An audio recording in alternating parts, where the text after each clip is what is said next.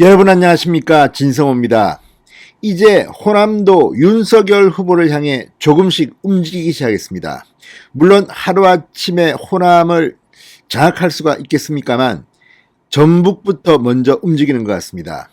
자, 지금 무소속 이용호 의원이 윤석열 후보를 만났습니다. 그리고 오늘 한 매체와의 인터뷰를 통해서 내년 3월 9일 정권 교체가 되면 민주당은 분당 사태를 맞이할 수 있을 것이라고 경고를 했습니다.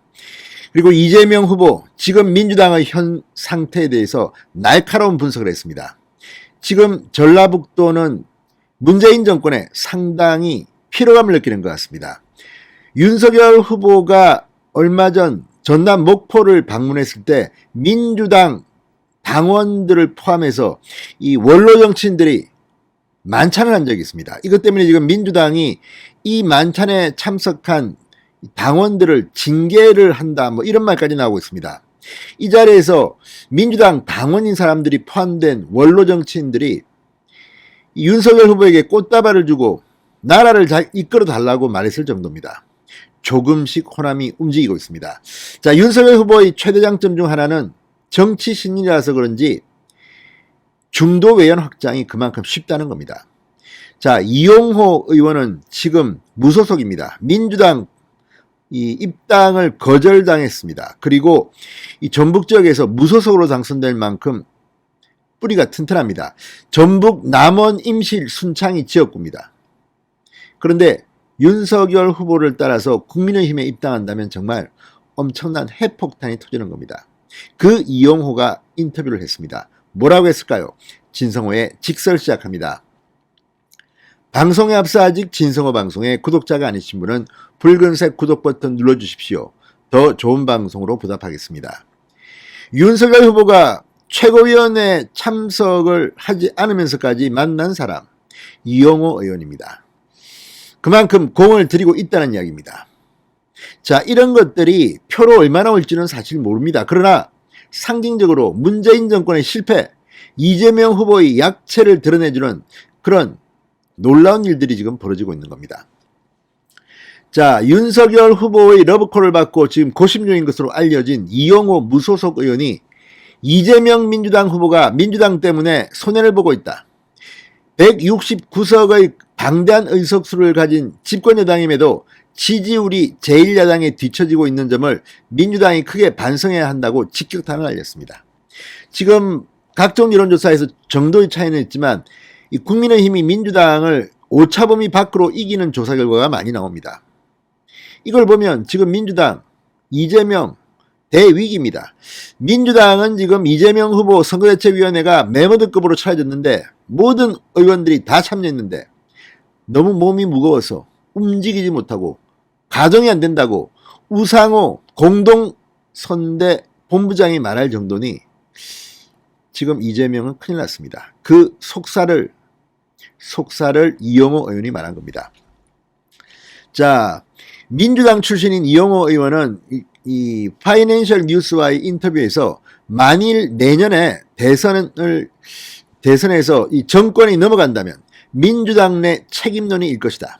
친문 핵심 인사들은 더 개혁을 했어야 하는데 개혁을 못해서 그렇다 할 거고 비주류 인사들은 무슨 소리냐, 국민과 동떨어진 개혁을 하라 해서 그렇다, 이렇게 맞설 것이다.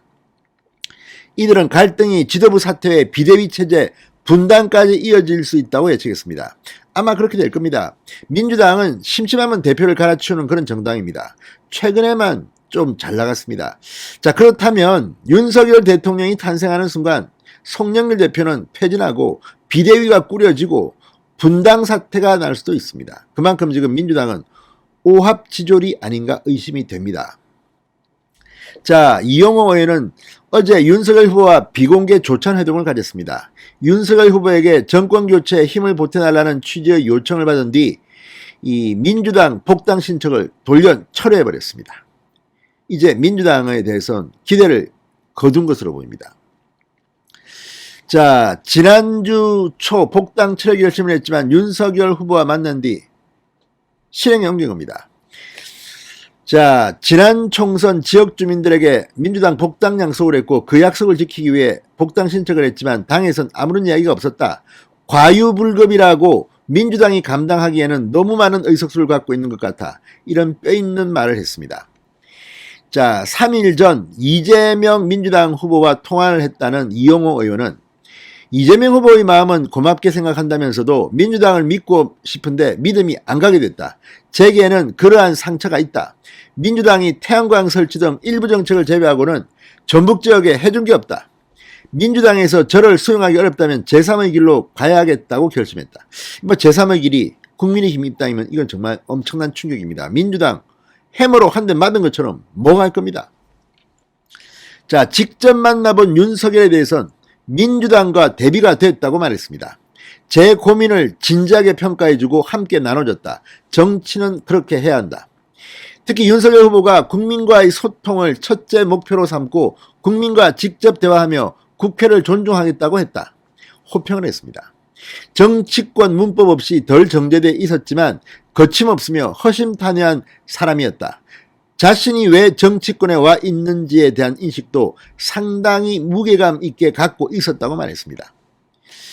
자, 윤석열 후보를 만난 뒤 주민들에게 우려도 들었지만 속 시원하다, 소신대로 가라는 격려도 많이 받았다고 말했습니다.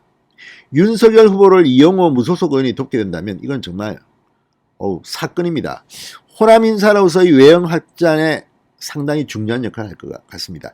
지금 윤석열 캠페인은 상당히 많은 사람들이 지금 들어가 있습니다. 호남 인사들입니다. 압도적인 정권 교체가 눈앞에 보이는 것 같습니다. 진성호의 직설이었습니다. 여러분 감사합니다.